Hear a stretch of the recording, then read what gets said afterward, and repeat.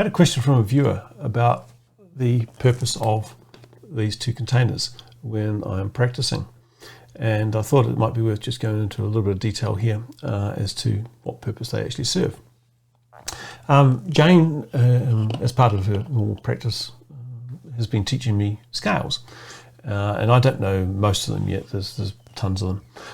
But when she gives me a new scale, it gets added into one of these containers. And the purpose of these containers is to try and ensure that I'm consistently working my way through practicing each of the scales. So I'm not just sort of, trying to think, what will I do today? I'll do F major. Did F major yesterday, day before, etc. So it's trying to get a consistent set of practice on each scale. And the system's pretty simple. I basically look at my active container, which at the moment is the pink one. I pull the scale out. It's got the scale written on it, in this case typed. I've noted down that I'm practicing it, and then I basically take it from there and I put it into the green container. That's D major going in there now. And then eventually, after I've done that, eventually this container will have all the scales in it, and this one won't have any at all. And at that point, I'll know that each of the scales that are in there have each been practiced at least once over however many scales, 3 weeks, whatever time it takes to do them all. And then I can just swap it over. And that one becomes the active one that I pick from. And the process repeats. So it's pretty simple, and it basically ensures that I get a consistent set of practice going on each of the scales.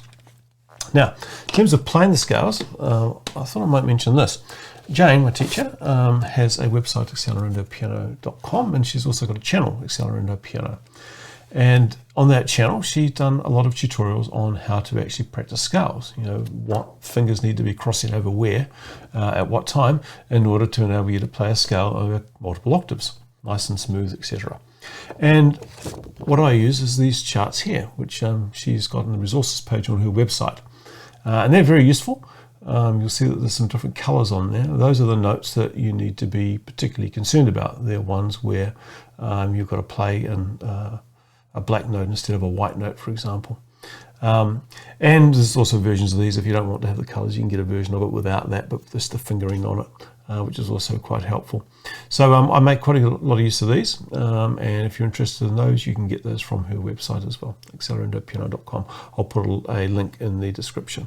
So that's pretty much it for scales.